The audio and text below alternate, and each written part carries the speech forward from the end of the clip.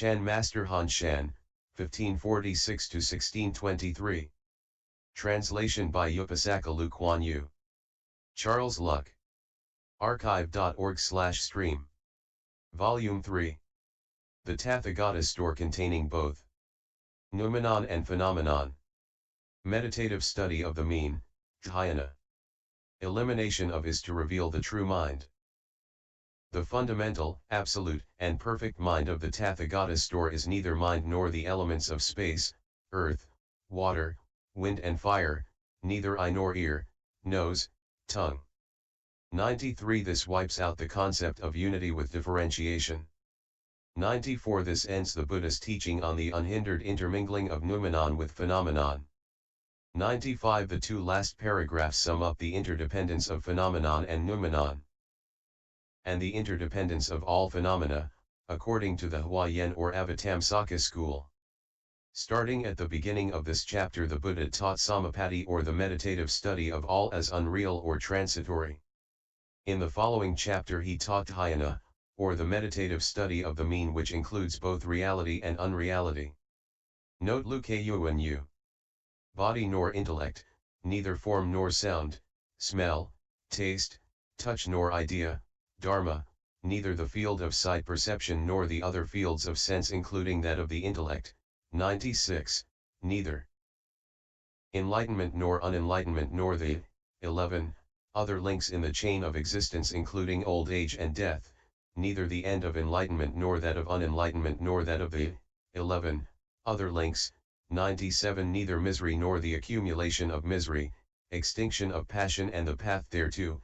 98. Neither wisdom nor gain, realization, neither charity, dana, nor discipline, sila, neither zeal, virya, patience, kaisanti, meditation, dhyana, wisdom, prajna, nor perfection. Paramitaa, 99. And even neither Tathagata, Arhat, Samyak Sambadhi, Parinirvana nor, true, eternity, bliss, self, and purity. 100. Simultaneous elimination of is and is not to reveal the true mind, thus the underlying principle of the absolute enlightened mind of the Tathagata Store, being identical with and, including, both the mundane and supramundane, is. Above is and is not and beyond both identity and difference. How therefore, can worldly beings of the three realms of existence and in the supramundane Sravaka and Pratyeka Buddha states fathom the Tathagata Supreme Bodhi and penetrate the Buddha wisdom by word and speech? For instance, though a lute can make sweet melody, it is useless in the absence of skillful fingers. 101. It is the same with you and all living beings, for although the true mind of precious Bodhi is complete within every man, when I press my finger on it, the ocean symbol 102 radiates, but as soon as your mind moves, all troubles, klesa, arise. This is due to your remissness in your search for Supreme Bodhi, in your delight in the hero's vehicle and your contentment with the little progress which you regard as complete. 103. 96. The Tathagata Store is neither the worldly mind, which comprises subjective consciousness and perception, nor the objective elements of space, earth, water, wind, and fire, the 6 organs, 6 sense data and 6 consciousnesses. 97. Nor is it the supramundane stage of a Pratyeka Buddha attainable after awakening to the 12 links in the chain of existence and their ends. 98. Nor is it the supramundane stage of a Sravaka attainable after awakening to the 4 noble truths. 99. Nor is it the supramundane stage of Bodhisattva development, which comprises wisdom and gain, realization, by means of the 6 paramita. 100. Nor is it the supramundane state of Buddhahood, with its highest titles of Tathagata, Arhat and Samyak Sambadhi, nor the stage of Parinirvana with its 4 characteristics of absolute eternity, absolute bliss, absolute self, and absolute purity. Thus the mean wipes out both the worldly and saintly to expose the Tathagata Store. 101. Practice and training. 102. The ocean symbol shows the vastness of the meditation of the Buddha, the vision of all things.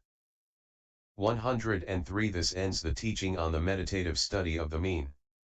From the beginning of the sermon, the Buddha revealed the three characteristics of the Tathagata Store: the void, its substance; the non-void, its function; and the void yet non-void, which corresponds with the threefold meditative study of all as void, of all as unreal, and of the mean, which includes both.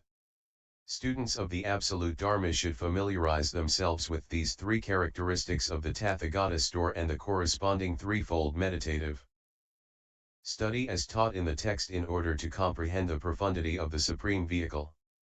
The One Mind, Sudden Awakening and Realization.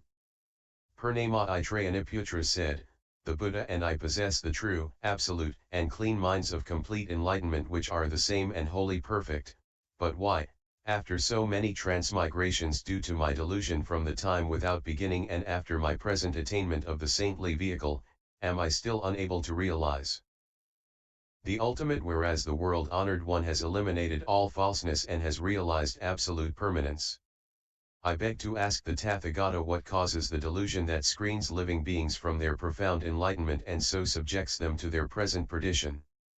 The Buddha replied, "Although you have wiped out your troubles, Klesa, traces of your defilement still remain. I will now put some worldly questions to you. Have you not heard of the madman, Yajnadatta of Sravasti, who would look into a mirror and delight in seeing his eyebrows and eyes, but when one morning he failed to see them in his own head, thought himself bedeviled? Do you think there was any valid reason for such madness?" Purnama Itrayaniputra replied, "There was no valid reason." The Buddha said, "The absolute Bodhi is basically enlightened and absolute. When it is screened and wrongly called false, how can there be a real cause of this delusion? For if there is a real reason, how can it be called false? All this arises from wrong thinking, which develops into further wrong thinking. When one falseness is heaped on another, in spite of the teachings by Buddhas in countless former eons, you are still unable to avoid delusion. Its causes are also under delusion, but if you realize that it has none, falseness will have no support, and will vanish. Since delusion was never created, what is there to destroy to realize Bodhi? This is like a man who, when awake, relates what he saw in a dream. He may be ingenious, but what can he get from it? Still less can he benefit from a state which does not derive from any cause and does not really exist, like Yajnadatta, who, without reason, took fright at not seeing his own head. If he suddenly ceased to be crazy, his head would not come from elsewhere, and even if he was still mad, it was not really lost." Purnama Itrayaniputra, since this is the nature of falseness, where is its cause? If you will only cease to discriminate and to believe in the three illusions that there are, the universe, karmic retribution, and the realms of living beings, the three conditions, derived from killing, stealing and carnality, will come to an end. Without these conditions, the three causes will not arise, and, as with mad Yajnadatta, the mad nature of your own mind will come to an end, and when it does, that is enlightenment, Bodhi. Thus your unexcelled, pure, and enlightened mind, which essentially pervades the Dharma realm, does not come from outside. How can it be realized by toilsome and profound practice and by achievement?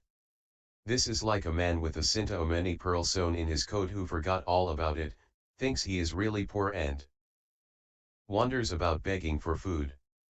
Although he is poor, his pearl has never been lost. If a wise man suddenly tells him that it is in his coat, all his wishes will be answered and he will become very rich. He will thus realize that his wonderful gem does not come from outside. 104. 104. The disciples' query about the cause of delusion went to the heart of the matter, i.e. the mind. Therefore, students of the transmission should always look into this mind's daily activities and should not think wrongly that the teaching school does not advocate the patriarch's profound aim, i.e. the mind. This question is very difficult to answer, so the Buddha used the story of Yajnadatta to teach that falseness has no cause, like the crazy man's head, which did not come from outside. For the Ananda then came forward, prostrated himself with his head at the feet of the Buddha, stood up and asked, the world-honored one now speaks of eliminating the three conditions of killing, stealing and carnality to ensure that the three basic causes do not arise, and so to stop the upsurge of Yajnadata's madness and realize Bodhi, which thus does not come from outside. This without a shadow of doubt shows the causes and conditions, but why does the Tathagata throw them away completely? It is also due to causes and conditions that my mind has opened. World-honored one, I am not the only hearer, Sravaka, who, though still needing study and learning, has so awakened, but others in this assembly, like Mahamoudgalyayana, Sariputra, Subhuti, etc., who followed the Brahmacharan 105, heard of the Buddhist teaching on causes and conditions, then awakened to the Dharma and achieved the state beyond transmigration. If you now say that Bodhi does not depend on causes and conditions, then the self-existent as preached by the heretics in Rajagraha, such as Maskari Gosaliputra 106 and others, would be nirvana. Will you be so compassionate enough to enlighten my delusion and perplexity? The Buddha said, Ananda, in the case of Yajnadata, if the so-called cause and condition of his madness had been wiped out, his own nature, which was not mad, would have revealed itself, and whatever you may rationalize about cause, condition, and self-existence does not go beyond this. Point 107. Ananda, if Yajnadata's head had basically been self-existent, it should always have been so and could not have been otherwise. What then were the cause and condition that resulted in his 108 taking fright and going mad? 109. If his self-existent head became mad owing to cause and condition, why was it not lost? But when he took fright and went mad, why was it still there unchanged? Thus how could cause and condition affect his head? 110.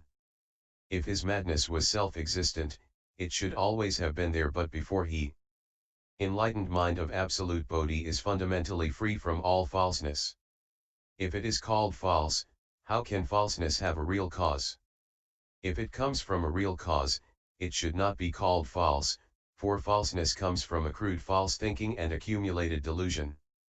Therefore, the cause of falseness only arises from delusion, which if realized as having no inherent cause will lose its support and will vanish.